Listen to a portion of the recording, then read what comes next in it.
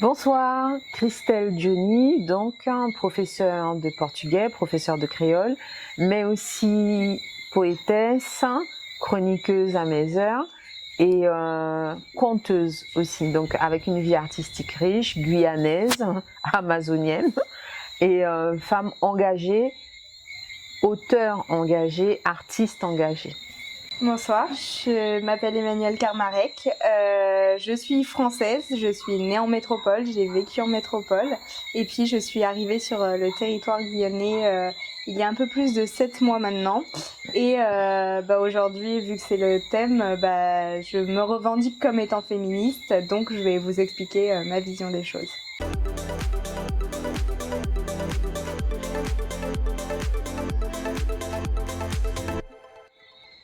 En quelques mots, qu'est-ce que la Journée internationale des droits des femmes, le 8 mars? Alors, pour moi, la Journée internationale des droits des femmes, déjà j'aime bien qu'on prenne le temps de rappeler Journée internationale des droits des femmes. Parce que souvent, on se retrouve avec c'est la fête de la femme, c'est la journée de la femme. Et donc du coup, on reçoit des fleurs, on nous envoie des millions de petits cœurs, des choses qui, selon moi, ne sont pas vraiment en lien avec ce que c'est censé représenter. Parce qu'il me semble que c'est pour se rappeler des luttes menées par le passé, par les femmes, qui, alors essentiellement les femmes occidentales, les femmes européennes, qui ont en fait eu à un moment bien déterminé, ça va être la fin du 19e siècle, le début du 20e siècle, à faire vraiment valoir leurs droits en tant que travailleuses et par la suite en tant aussi que mère, qu'épouse, etc., etc. Mais en premier lieu en tant que travailleuse en fait, que salariée. Et donc du coup, j'aime à rappeler que c'est vraiment la journée internationale des droits de la femme parce que jusqu'à là, les femmes n'avaient pas de droits en fait. Et donc du coup, quand je me suis penchée vraiment sur la question et que j'ai découvert que jusqu'à voir les années 50 ou un truc comme ça, une femme ne pouvait pas avoir un compte en banque sans être sous la tutelle de son mari, ou que jusqu'en 1981, un homme pouvait tuer sa femme à deux coups sans être inquiété par la loi ni rien du tout. Je me suis dit, quand même. Donc oui, il y a une vraie... Pour moi, c'est un vrai sens, en fait. Une journée internationale des droits de la femme, oui, c'est un vrai sens, en fait. Dans le côté historique, dans le sens historique, dans le sens mémoire, en tout cas. Oui, pour compléter ce que tu dis, pour moi, c'est vraiment une journée d'action et de mobilisation pour, dédiée à la lutte pour les droits de la femme, pour l'égalité homme-femme, qui pour moi n'existe pas encore complètement. Et du coup, oui, je pense que cette journée, elle a tout à fait, sa place en fait encore maintenant. C'est important de pouvoir revendiquer nos droits et revendiquer notre l'égalité qu'on veut. Et puis c'est aussi l'occasion en fait de fêter les petites victoires qu'on peut en France ou en Guyane ou autre part dans le monde. Dans le monde, toutes les petites victoires que les femmes ont réussi à obtenir. J'aime bien que tu parles de victoires, de petites victoires, parce que en définitive, parfois je me demande si tout dans le combat féministe, si on doit l'associer clairement à la journée de la femme, si tout a vraiment été des victoires en fin de compte. Parce que parfois, je me demande si sur certaines choses on a vraiment gagné. On a vraiment gagné quelque chose en fait. Mais ça, c'est une vision, c'est très personnel en fait, c'est très très personnel. Et j'aime l'idée de pouvoir en parler avec toi, en fait, de pouvoir avoir ton opinion, toi justement en tant que femme européenne en fait. Parce que quand je vois notre vie parfois, je me dis mais est-ce que ce combat de l'égalité, c'était vraiment le vrai combat à mener? Est-ce que c'était vraiment ça? C'est vraiment ça jusqu'à maintenant? Parce que moi qui suis enseignante, c'est un sujet qui est très, très, très, très, très présent, même dans les écoles, l'égalité, l'égalité, l'égalité. Est-ce que l'égalité amène réellement la justice, en fait?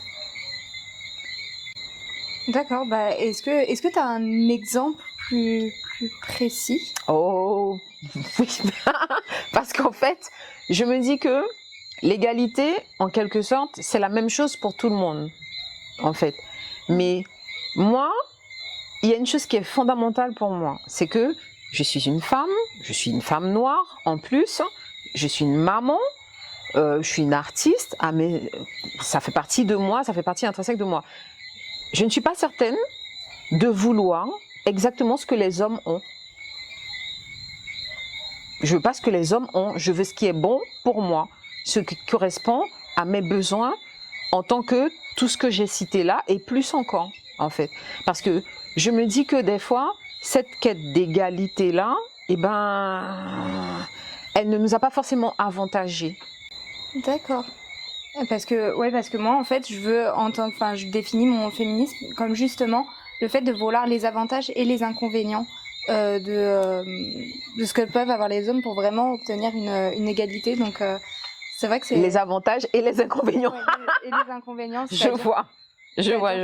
Pouvoir, payer sans que ce soit mal vu au resto ou ce genre de choses, quoi. Et puis, pourtant, j'adore me faire inviter, tu vois. Mais en même temps, voilà,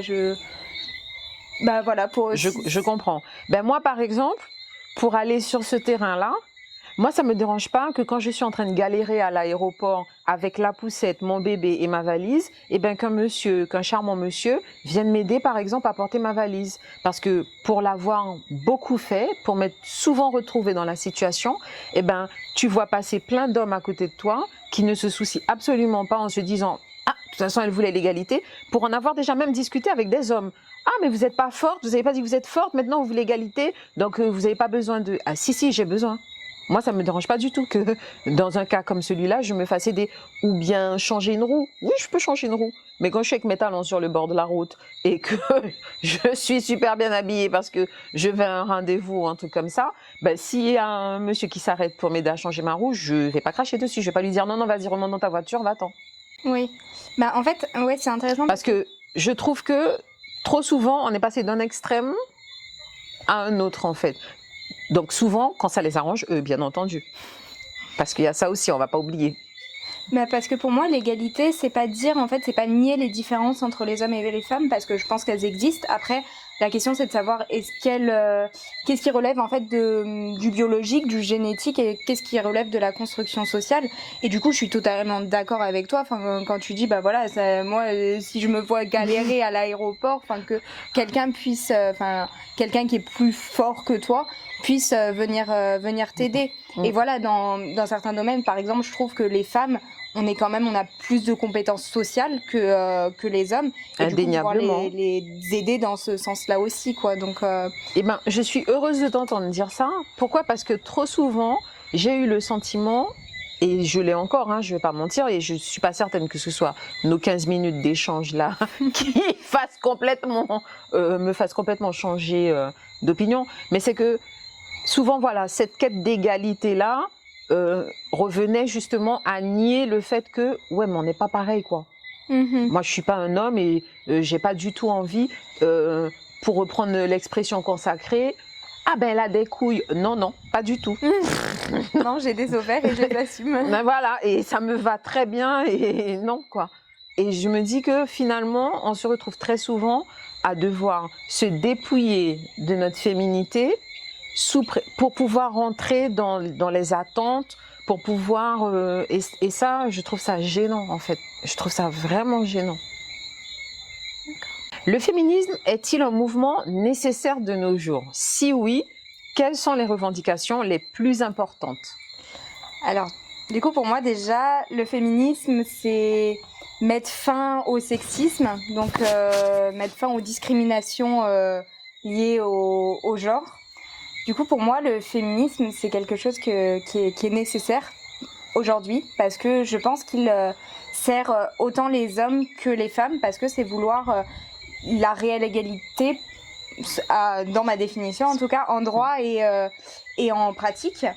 Et je pense que si le terme, à mon avis, a été choisi, le terme féminisme, clairement on entend femme quoi dedans, mais je pense que c'était plus parce que on était dans une société qui était où les hommes nous oppressaient, il y avait une domination masculine à l'égard des femmes.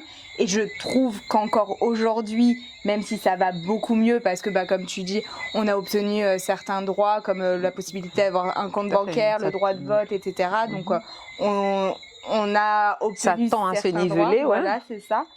Mais pour moi, en fait, c'est le féminisme, c'est aussi refuser d'être assigné à un statut et à un rôle social qu'on n'a pas choisi, en fait, juste en fonction t'es née femme, donc tu dois faire ceci, tu dois être comme ci, et t'es née homme, donc tu dois faire ceci, tu dois être comme ci. Ta place est là. Et ouais, c'est ça. Donc pour moi, c'est ça le féminisme.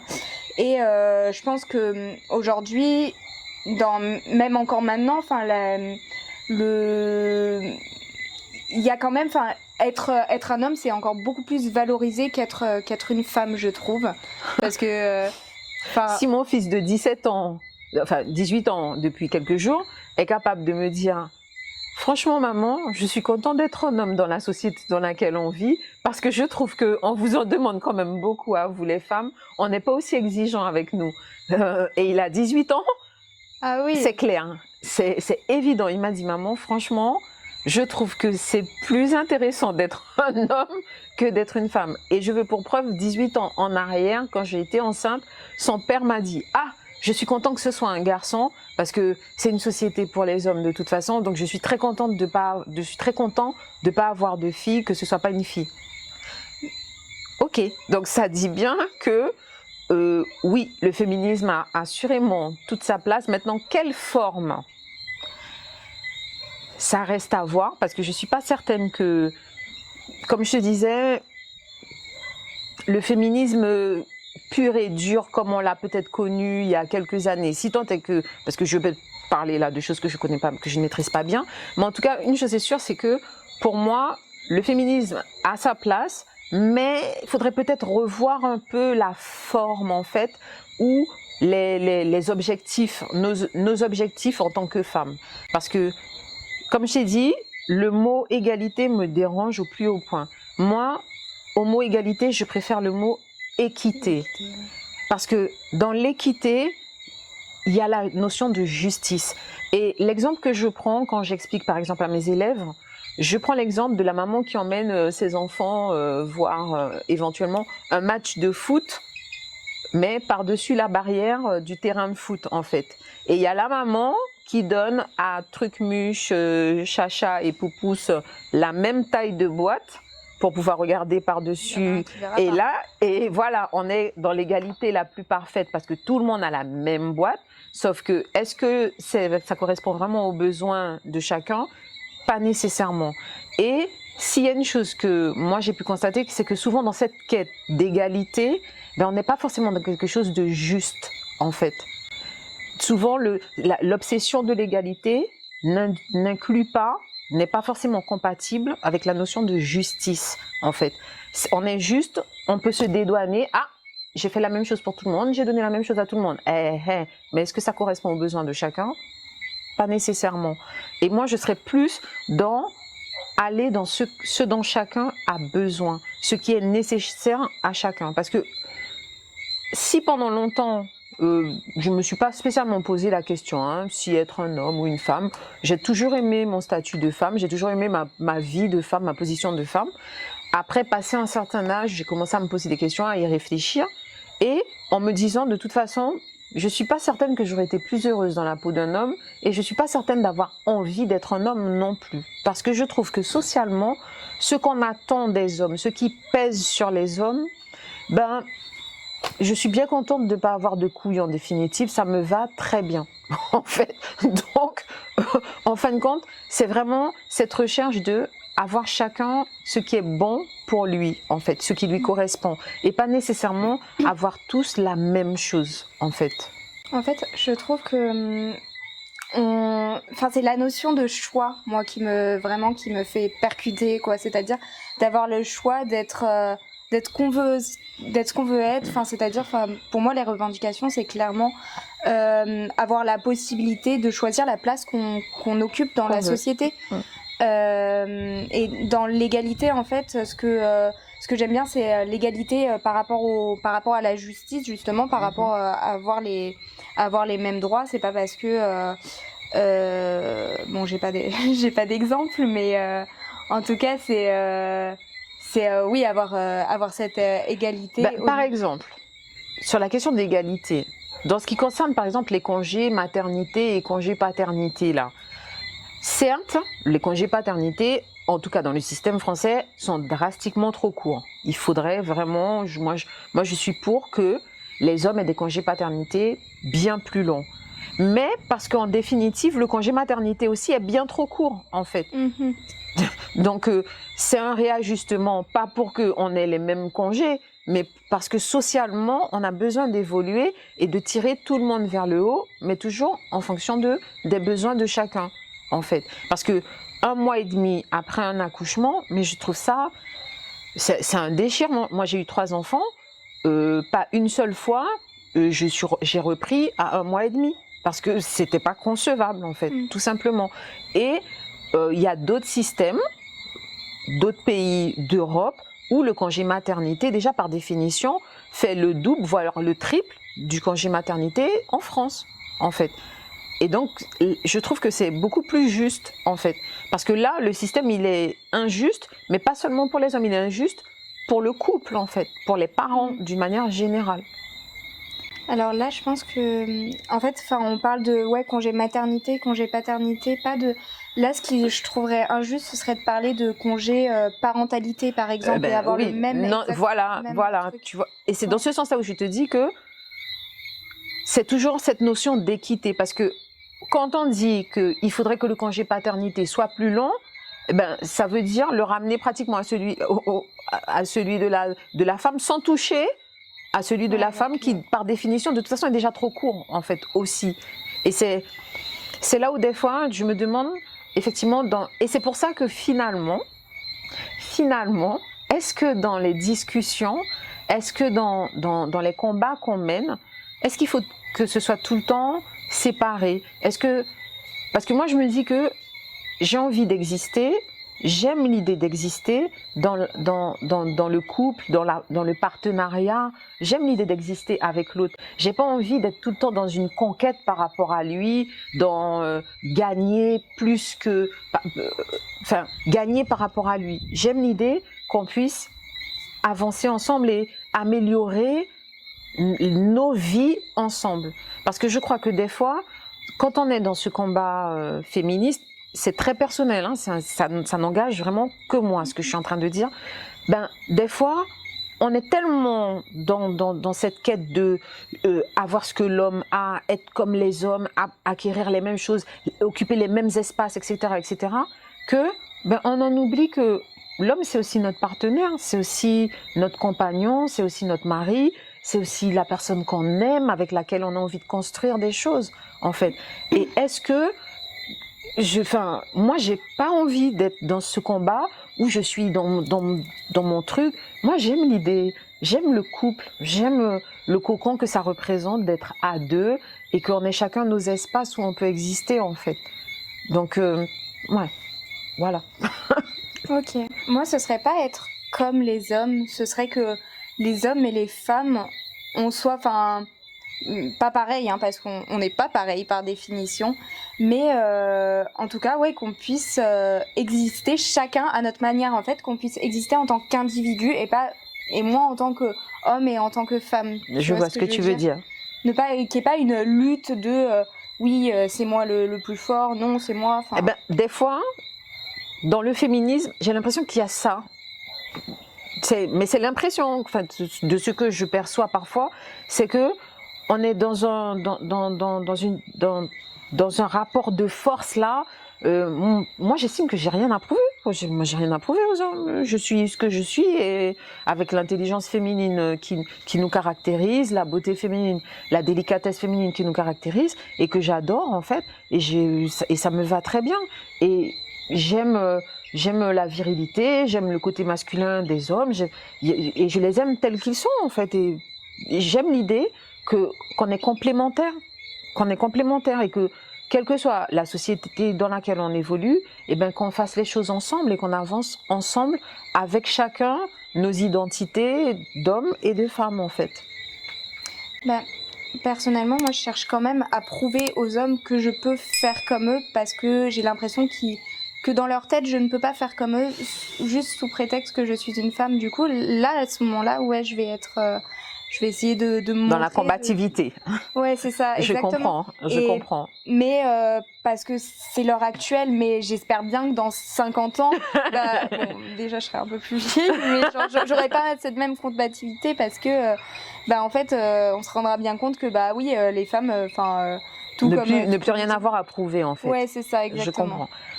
Alors, de ce côté-là, je suis sauvée parce que je crois que même plus jeune, même bien plus jeune, je n'ai jamais considéré devoir prouver quoi que ce soit. Même si ça m'est souvent revenu en plein visage, hein, parce que on est dans une société clairement machiste, clairement sexiste, et donc du coup, oui, je le reçois en plein visage. Mais ma posture a toujours été celle-là. Même plus jeune, j'ai toujours eu cette posture-là. J'ai rien à prouver et je vais pas rentrer dans ça. Je refuse catégoriquement de m'inscrire dans ça, en fait. Je suis ce que je suis et j'assume pleinement. Ouais, je peux être chignagna, mais je connais des hommes qui sont chignagna. Est-ce que tu peux me définir ce que c'est chignagna? C'est-à-dire des pleureurs, en fait, qui pleurent facilement, qui ont les larmes faciles. Parce que, en fait, très souvent, la société ou plein d'autres choses, comment on dit, il y a des choses on a attribuées aux femmes et on a attribué aux hommes. Il y a des choses qui sont ni féminines ni masculines.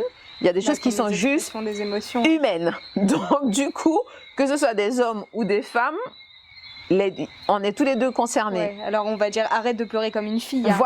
Exactement, très exactement. Donc voilà, donc mais après oui. Moi j'aime, il y a des choses que j'aime parce que je sais que c'est comme jouer à celui qui pisse le plus loin, ça c'est masculin, franchement, et je le leur laisse. Aucune femme va jouer à ça en fait.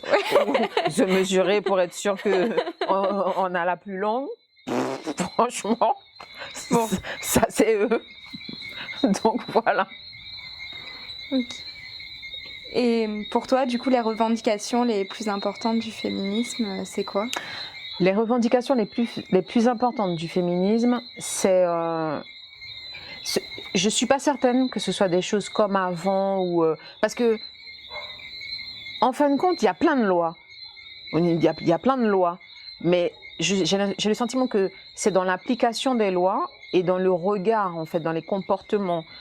Et c'est dans ce sens-là où, pour moi, les revendications du féminisme prennent toute leur place. Parce que, en fait, c'est déjà que les lois soient appliquées différemment, qu'on n'ait pas systématiquement à devoir batailler pour prouver, par exemple, qu'on est harcelé sexuellement ou qu'on a été discriminé par rapport à un poste, ou encore parce que je l'ai vu encore jusqu'à il n'y a pas très longtemps, des femmes qui vont perdre leur emploi parce qu'elles tombent enceintes ou des choses comme ça en fait. Et je crois que oui, ces revendications-là sont importantissimes parce qu'on a encore tout ce chemin-là à parcourir en fait. Ou face à l'emploi justement, certains employeurs vont dire ah non, moi je veux pas une femme parce que elle peut tomber enceinte, en plus elles ont leurs règles. Ou d'autres fois, toujours dans le monde de l'emploi, où une femme va poser certaines revendications ou s'opposer à certaines décisions, on va mettre ça ça va être vu comme étant quelque chose de l'humeur ou de son caractère, etc. Quand les hommes parlent, c'est toujours plus légitime. Ils ont une parole beaucoup plus légitime, beaucoup plus, qui va être prise en compte et tout. Alors que nous, quand on vient, c'est toujours parce que c'est l'émotion, ou c'est parce qu'on est des femmes, etc. Et il n'y a pas la même légitimité, alors que des fois, on va porter la même chose, en fait. Et c'est dans ce sens-là où, effectivement, là encore, les revendications féministes ont toute leur place et toute leur nécessité, parce qu'on a encore ce chemin-là à parcourir. Ouais, je te rejoins totalement. Même dans l'éducation, on va plus des enfants, on va plus apprendre aux garçons à s'affirmer, et puis aux filles plutôt à écouter. Oui, voilà. Il y a des répercussions. Exactement. Encore maintenant. Et alors, que notre parole, notre colère, parfois, elle est légitime, exactement, que celle des hommes. Mais il y a des espaces aujourd'hui où on dit encore à certaines femmes reste à ta place. Donc C'est quoi ma place exactement? Ta place, c'est la cuisine. Reste à ta place. Alors, dans des instances de direction, dans des instances de savoir, dans des instances de culture ou de décision. Donc oui, on a encore du chemin à parcourir. Existe-t-il un féminisme ou des féminismes? Autrement dit, le féminisme en Guyane est-il considéré comme identique à celui en France? Il y a un féminisme en Guyane? Alors, s'il y avait un féminisme assumé, avéré et étalé en Guyane, il serait assurément différent de celui de France, parce que on n'a pas les mêmes réalités, on n'a pas les mêmes besoins. La société guyanaise n'a rien à voir avec la société française, et par définition, et je veux croire que de toute façon, oui, il existe des féminismes, parce que je suis convaincue qu'une femme afghane a un autre chemin à faire qu'une femme allemande ou qu'une femme des États-Unis. Donc, il est évident qu'il y a eu des moments où c'était une lutte qui était plutôt globale, mais aujourd'hui, on ne peut plus parler comme ça, on ne peut plus dire ça, on ne peut plus considérer ça. Pour moi, c'est pas possible, en fait. Ok, parce que pour moi, il existe un féminisme, mais plutôt plusieurs façons de voir et de considérer ce même féminisme. Là, ici, je trouve, comme tu as dit, que les réalités sont totalement différentes, et que certaines revendications qui apparaissent en France ne sont pas d'actualité ici. Je pensais à l'écriture inclusive, je pense au sexisme ordinaire. On va beaucoup plus en parler de ce sexisme ordinaire qui apparaît dans la vie de tous les jours, mais en fait qui est un peu insidieux, qui est un peu subtil, alors que en Guyane, je trouve que il y a plus de chemin à faire, parce qu'il y a les rôles en fait sont beaucoup plus stéréotypés, et du coup je trouve, après c'est peut-être une vision que j'ai qui est fausse, hein, mais qu'on va beaucoup plus demander encore à la femme d'être au niveau du domicile conjugal, c'est plutôt l'homme qui va travailler, puis la femme qui va s'occuper de l'éducation des enfants. Et même si je pense que il y a de plus en plus de femmes qui travaillent, qui sont indépendantes, autonomes, mais je vois quand même en fait cette différence là, et je me dis que c'est pas certaines choisissent, c'est un choix en fait, et d'autres, je me dis que c'est soit parce que elles ont toujours vécu comme ça, et du coup elles se posent même pas la question de est-ce que j'ai envie de travailler, ou est-ce que je préfère rester à la maison, et voilà. Alors là, par contre, moi je vais mettre un sérieux bémol, parce que objectivement, la femme guyanaise que je suis, c'est pas du tout cette réalité qu'on vit en fait, parce que la femme guyanaise, à la limite, je pense que on a une charge, parce que la Guyanaise moyenne travaille, effectivement, s'occupe de son foyer, s'occupe de ses enfants, mais travaille. En fait, il n'y a pas tant de femmes que ça qui sont des femmes au foyer. Et en plus, comme on a beaucoup de familles monoparentales, donc c'est pas si évident que ça, c'est pas si vrai que ça, que ici, cet espace-là de ce rapport au travail, non, là je vais pas du tout dans ton sens là, parce que vraiment, mais c'est vraiment la Guyanaise qui parle là, donc non. La Guyane, dans le couple, dans le rapport, après, on est obligé d'aller chercher aussi dans les causes historiques en fait, hein, parce que on a un rapport au travail et un rapport à ce niveau-là en tout cas qui est moins justement moins discriminatoire, moins, comment dire, on n'est pas du tout dans ce, ça a existé, l'homme qui ramène l'argent, la femme qui reste à la maison, qui travaille, etc. Mais aujourd'hui, avec dans les années 60 justement l'arrivée des allocations sociales, etc., de toutes ces choses-là, des allocations familiales et autres choses de ce style-là, les femmes se sont beaucoup affranchi des hommes, beaucoup émancipé des hommes grâce à ça. Chercher du travail. J'ai un mari maintenant qui me semble pas compétent, machin. Ben, je vais partir de mon côté, je vais m'installer même toute seule avec mes enfants, puisque justement c'est là qu'on a la fameuse femme que Potomitan ou la femme Jock qui va émerger, parce que on a beaucoup de ces femmes là qui sont seules avec leurs enfants et qui sont les soutiens de famille. Et donc du coup, là c'est le rapport est un peu différent en fait. On est, selon moi, non. Je suis pas à ce niveau-là. Et indéniablement, par contre, ça va être la femme guyanaise, c'est dans sa perception d'elle-même, son positionnement de elle vis-à-vis d'elle-même, et après par rapport aux hommes, la place de l'homme dans la construction familiale ou même dans la construction du couple, des choses comme ça. Mais là, on est sur des choses, c'est carrément un autre sujet de conversation pour une autre vidéo. Et c'est lié, il y a des causes historiques. Il y a vraiment des causes historiques. Parce que le couple français, ça n'a rien à voir au couple guyanais. Ou de la famille en Guyane, en tout cas, le couple en Guyane. Et ensuite, le regard de l'homme occidental, de l'homme français sur la femme française et vice-versa, n'est pas du tout le regard que nous, femmes guyanaises, on porte sur nos hommes et vice-versa.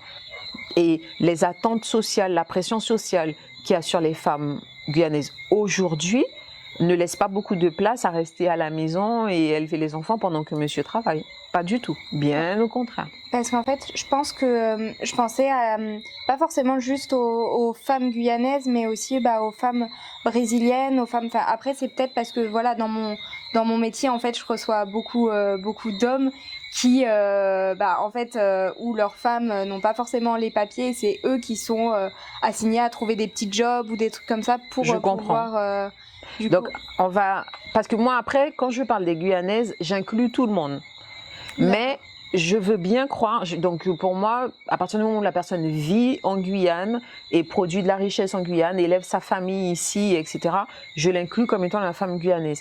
Mais je veux bien croire que dans certains milieux où, par exemple, les gens sont sans papier, ça génère encore une autre réalité et d'autres schémas. Par contre, je peux absolument l'entendre, en fait. Ouais. Mais j'ai exactement la même vision que toi par rapport à la femme. Enfin, les femmes guyanaises doivent gérer quand même. Elles ont une charge mentale qui est énorme parce que c'est encore. Absolument. Non seulement comme tu dis le travail, mais aussi les enfants, tout ça peut-être. Et il y a le regard en plus de ces pères, enfin de la famille qui est là et qui attend ça. Parce qu'on attend de nous et on exige très souvent de nous qu'on soit cette personne-là, forte, potomitan, jock, qui n'a pas besoin, tu n'as pas besoin, tu peux te débrouiller, etc., etc. Et pendant des années, on a perpétué ça. Et hélas, les femmes même élevaient leurs garçons comme ça. Ah, ça c'est le travail des hommes. Ça travaille madame, ça a pas madame, a pas mouché qui a fait ça. Occupé dit timoun, occupé dit ceci, occupé dit cela. Aujourd'hui, quand même, on va dire que depuis 20 ans, ça tend à changer.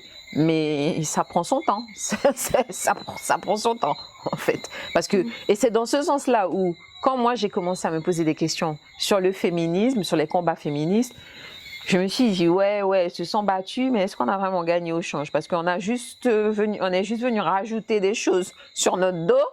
Et sur leur dos à eux, on n'a rien réparti en fait. C'est juste nous qui nous sommes rapportés des choses, rajouter des choses. Par exemple, en France, il y a de plus en plus de pères qui veulent vraiment s'investir dans leur paternité.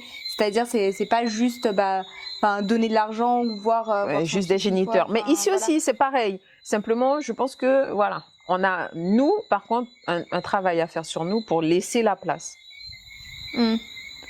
Parce que c'est clair que je vois beaucoup plus en France vraiment il y a beaucoup moins cette question en fait de qu'est-ce qu'un homme, qu'est-ce qu'une femme en fait, alors qu'ici je trouve qu'elle apparaît beaucoup. C'est sûr. Ouais. Je vois. En tout cas, merci pour ta vision des choses, ça m'éclaire beaucoup de comment, parce que on a souvent besoin de ça, de savoir comment on est perçu, comment on est vu. Et c'est toujours intéressant de d'avoir ça, en fait. Ouais. Après, voilà, moi aussi, ma vision, là, elle est que... c'est les prémices, quoi, parce que ça fait que 7 mois que je suis ici, donc forcément, je peux pas dire je connais la Guyane, je connais les femmes guyanaises, non, je connais rien du tout pour l'instant, en fait. Enfin, genre, juste, je suis au rang un peu d'observateur, et puis j'essaye d'un peu comprendre comment ça se passe. Mais pour l'instant, je comprends pas tout, quoi. Donc j'adore pouvoir justement, avoir ton avis, rentrer un peu plus dedans, en fait. Je comprends. Alors, quel sera, selon toi, l'impact du mouvement féministe sur les mentalités de demain? Alors, pour moi, en fait, je me considère comme féministe parce que justement, je suis persuadée que ça a un sens d'être féministe. Et j'espère que le monde de demain sera plus égalitaire ou équitable, je ne sais pas, qu'il y aura moins de discrimination en fait entre les femmes et les hommes. Il y a un schéma que j'aime bien, c'est le schéma stéréotype qui crée de la discrimination et qui crée de la violence. Et en fait, j'espère que l'impact du féminisme, c'est qu'il y aura moins de violence entre les hommes et les femmes, parce que ce sera plus une lutte en fait. Enfin, on sera plus dans ce côté-là. Oui, sortir de la lutte en fait. Ouais, c'est ça. En fait, j'espère même que le féminisme, ce sera quelque chose qui n'existera plus, parce que justement... On en vient à la même chose. Moi, je rêve d'un monde où il n'y a plus besoin de féminisme, parce que justement, on est arrivé à l'harmonie, on est arrivé à l'équité, on est arrivé à cette osmose et ce respect mutuel qui fait que on arrive à coopérer, à collaborer et à construire ensemble. Que on ne soit plus dans cette conception, dans cette construction, eux d'un côté, nous de l'autre, et à être là, à devoir conquérir des espaces sur eux ou garder ce qu'ils ont déjà, et être vraiment, arriver à la collaboration en fait. La vraie collaboration, la vraie harmonie. Parce que dans l'absolu, je suis pas certaine que j'aimerais vivre dans un monde sans hommes, en fait. Donc, voilà. Non, je suis complètement d'accord avec toi. Je pense que, hommes et femmes, on a notre place. Et puis, aujourd'hui, en tant que femme, moi, je revendique ma place. Et pour ne plus avoir le faire demain, quoi. Je te remercie chaleureusement pour le moment. Pour reprendre l'expression consacrée, n'est-ce pas? Et j'espère qu'on aura l'occasion de se recroiser et de pouvoir à nouveau échanger. Tiens, dans quelques mois, pour voir si ta vision justement des femmes en Guyane, du couple en Guyane, des interactions a évolué, si tu as un regard différent en fait sur les choses. En tout cas, merci beaucoup pour l'échange. De même, Christelle, je voulais te remercier parce que c'est super intéressant d'avoir eu ta vision des choses. Et puis c'est vrai que, même si tu veux pas être dans la lutte, tout ça, mais en tout cas, tu arrives à exprimer tes avis et vraiment de façon pam. Et du coup, merci beaucoup pour ça. Et je suis complètement d'accord avec toi, ça pourrait être super intéressant, ma vision. Dans quelques mois, dans 8 mois, 9 mois, quand tu auras eu encore plus d'expérience de vie avec les personnes ici et avec le milieu, et que justement tu pourras le confronter avec ce que tu connais et ton propre vécu en fait. Et là, tu auras encore un autre regard sur les choses, assurément.